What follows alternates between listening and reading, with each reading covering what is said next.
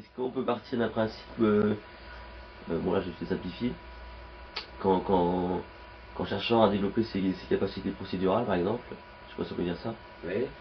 mais aussi ses capacités à résoudre des problèmes, puis peut-être d'autres expériences, enfin vraiment à toucher à plusieurs niveaux d'information, est-ce qu'on peut dire que ça peut favoriser Voilà, c'est ouais. ce qui est fait dans l'école d'ailleurs. Ouais, c'est ça.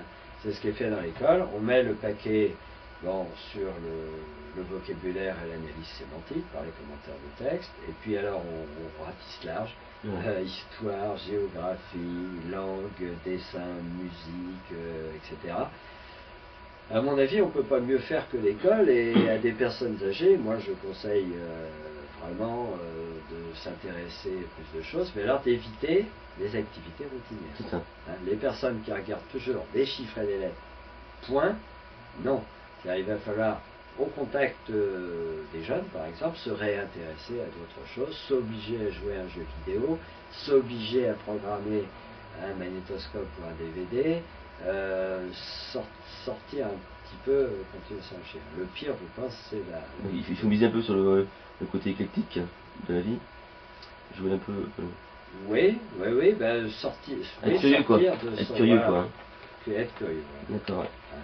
Et qu'est-ce qu'on a, on entend beaucoup parler des fameux aliments de la mémoire, le jour je passais devant une pharmacie, je voyais une espèce de publicité sur les pilules miracles. Est-ce qu'il y a des aliments ou des produits pour la mémoire? Ami Hervé Alain aurait pu te répondre mieux. Tu connaîtras peut-être quelqu'un de spécialisé. D'une façon générale, le cerveau a besoin de tout. Oui, c'est ça. Il faut une diversité d'aliments. Donc on retrouve tout. Hein. Il y a les protéines qui font les muscles, mais qui font aussi les excroissances des neurones pour construire les nouvelles ramifications. Il faut des glucides, amidon ou sucre rapide, parce que le cerveau est un gros consommateur d'énergie. Il faut des lipides aussi, puisque les gaines des neurones sont entourées d'une gaine graisseuse qui est un isolant électrique. Donc il faut de tout, mais là il faut voir son médecin et diététicien pour savoir dans quelle quantité. Bon, il ne faut pas trop manger de graisse, pas tout le monde. Est-ce que tout simplement, c'est pas d'être... Surtout, il ne faut pas faire de régime en éliminant une catégorie. Ouais. Hein. Est-ce que tout simplement, il ne faut pas être équilibré, quoi? Il faut un régime équilibré, ouais. Alors il faut des vitamines, bon. Alors par contre, à l'inverse, alors est-ce qu'il y a des substances particulières? Le phosphore, non. On sait qu'il participe, mais comme d'autres, comme le magnésium, comme le calcium, comme le sélénium, comme d'autres. Donc il faut les oligo-éléments, il faut les vitamines, il n'y a pas d'aliment spécial. On sait que dans la destruction de l'hippocampe qui est liée à l'alcoolisme chronique, ça passe par une phase de destruction de vitamine B1. Donc la vitamine B1 est nécessaire. Mais si on en mange trop, ça va être éliminé sous forme de déchets. Alors en revanche, on sait qu'il y a un certain nombre de substances qui sont toxiques pour la mémoire, qui sont vraiment les marées noires pour la mémoire. Alors, au premier rang, l'alcool, dont on sait depuis la découverte de Korsakoff que l'alcool détruit les neurones, mais principalement l'hippocampe qui a l'air d'être très fragile, le tabac de multiples manières. D'une part, le gaz carbonique qu'on ingère, et puis les particules de carbone vont faire des dépôts goudronneux qui vont empêcher la respiration, et le cerveau a besoin d'oxygène quand il travaille. Mais plus spécifiquement, la nicotine, qui est un excitant et qui effectivement est un stimulant cérébral. Mais il a aussi d'autres inconvénients, c'est un vasoconstricteur. Donc il va réduire la taille des tuyaux, des veines et des artères, au niveau des petits capillaires. Et donc, à l'inverse, il va y avoir des neurones qui vont mourir parce qu'ils ne sont plus irrigués. Bon, puis il y a des tas de substances comme ça. Le stress aussi est très mauvais. Des études ont montré que la taille de l'hippocampe diminuait en fonction du stress, parce qu'il y a une molécule qui vient en retour détruire certaines cellules pour fabriquer de l'énergie. Et les drogues, évidemment, sont très mauvaises, genre cocaïne, tout ça. Et toutes ces substances comme la nicotine, ce genre de choses, c'est irréversible? Non, la nicotine, c'est pas... Comme ça a un effet tout de suite. L'alcool? Enfin, ça a un effet réversible au niveau de la fluidité, mais ça prend du temps. C'est-à-dire qu'une fois que des petits vaisseaux vont être nécrosés, là, on ne peut plus y remplacer. Et l'alcool? L'alcool non plus, c'est pas réversible. Une fois que des neurones sont morts, ils sont remplacés. Et donc, il faut avoir une vie... Une bonne hygiène de vie, quoi. Saine, une bonne hygiène de vie, voilà.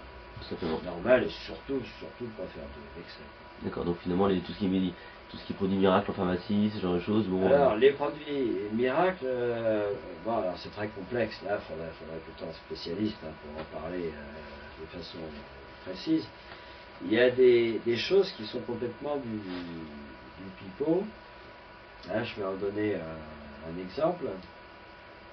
Ce sont les lécithines qui sont vendues dans certains produits dopés avec mémoire, etc. Et qui partent du raisonnement suivant.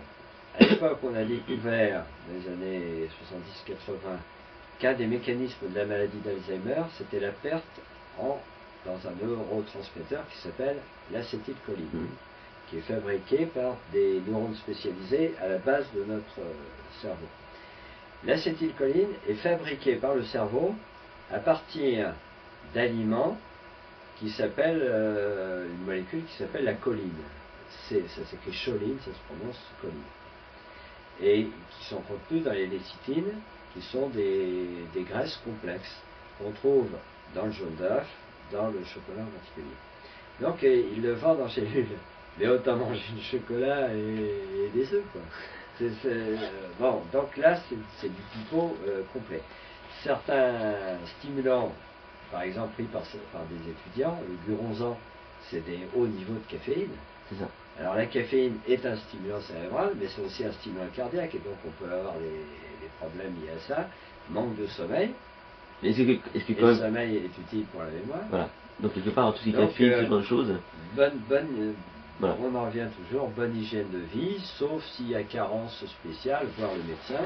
Par exemple, avec l'âge, j'avais travaillé avec des médecins d'une clinique diététique de Rennes, qui avaient remarqué que chez les personnes âgées, du fait par exemple de la dépression ou d'un isolement, ils mangeaient moins, ils avaient moins de vitamines, en particulier de la vitamine B1, et on avait testé effectivement qu'ils avaient une baisse de mémoire. Et lorsqu'ils retrouvaient leur taux par une alimentation équilibrée en vitamine B1, leur mémoire redevenait normale par rapport à leur âge. Donc il y a des choses tout à fait réelles, et quand quelqu'un a une bonne alimentation équilibrée, quand ça marche bien, on ne peut pas rajouter du fonctionnement grâce aux molécules. Et mais quand même, tout ce qui touche à la caféine ou ce genre de stimulant, est-ce que sur un très court terme, je veux dire, est-ce que ça va favoriser l'attention et donc la mémorisation ou pas? Alors là encore, rien n'est jamais simple, c'est un stimulant, en doute. Mais alors, ça stimule aussi le niveau d'activité. C'est-à-dire que dans certaines épreuves, je me souviens que le taux d'erreur augmente aussi. Ah oui. Par exemple, dans des épreuves genre labyrinthe, bon, le sujet est plus actif, mais il va aussi dans plus d'impasse. Donc là encore, c'est plus fébrile. Donc là encore, c'est pas forcément une voie.